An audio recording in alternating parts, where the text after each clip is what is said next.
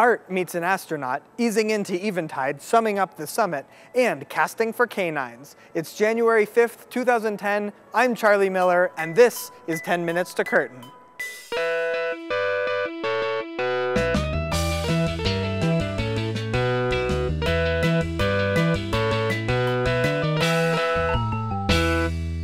Hey everyone, Happy New Year and welcome to 2010. A new year at the Denver Center means it's time for some new plays, and this month we're excited to open two world premiere productions. The first is When Tang Met Laika by Rogelio Martinez.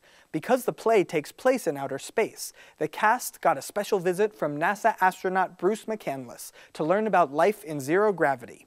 Check it out. My name is Ian Merrill Peaks and I'm playing the astronaut Patrick in When Tang Met Laika, which is ostensibly a show about the end of the Cold War and coming together of the relations with the Russians and the Americans via the International Space Station. I've always been fascinated with space, and I've always loved the space shuttle. And I wanted to write a play about the space shuttle. I knew that it was coming up on its retirement, and I wanted to learn about it. We know nothing about being astronauts, so we had this amazing man, Bruce McCandless, come in and talk to us all about what it is to be an astronaut. It's like seeing a hero. He's one of the most accomplished human beings I have ever come across. Probably his single greatest achievement in space.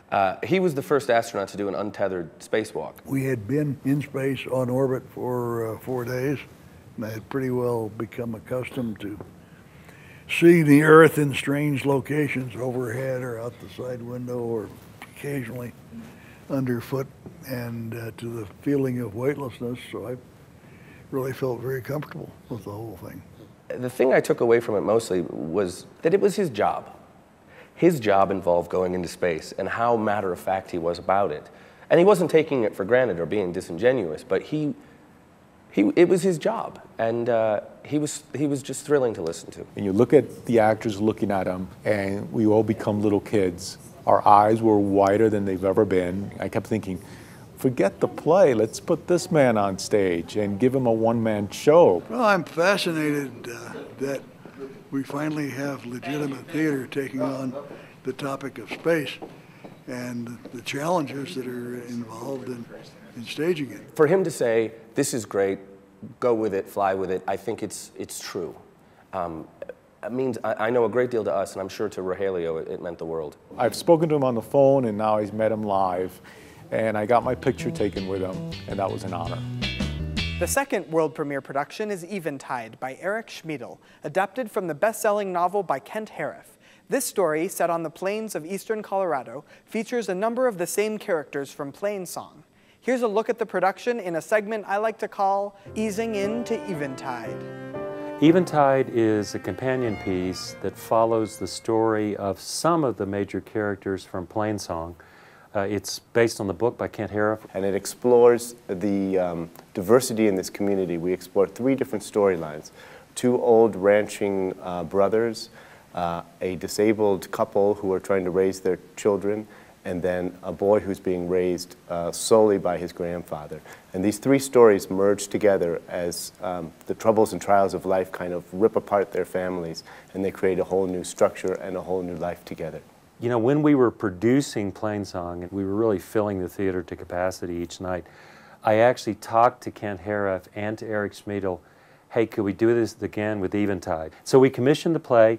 We brought together essentially the same creative team, designers, composer, to work on the project, and many of the same actors to return. I played Raymond in Plain Song, and putting Raymond back on is like putting an old glove back on. He fits pretty good. You put the boots on, you I get to put the black cowboy hat on. And you kind of just ease right into it again, and it's great. There was a real sense of joy the other day in rehearsal, getting back together and revisiting these characters. We're able to use those characters, see those characters again in this production of Eventide, and see how they grow.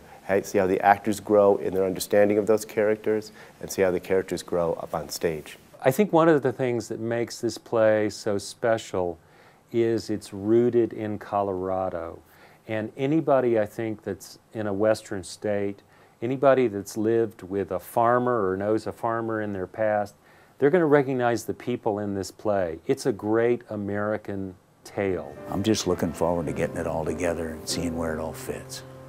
Next month, the Denver Center will host the 5th annual Colorado New Play Summit, a weekend-long celebration featuring 4 new play readings, 2 world premiere productions, and a bunch of other exciting events. In honor of the summit's 5th anniversary, here's a look at some of the highlights from years past. During the 5 years of the summit, 179 actors have performed readings of 20 new plays by 17 different playwrights. The Denver Center Theater Company has produced 11 world premiere productions, including the 3 this season.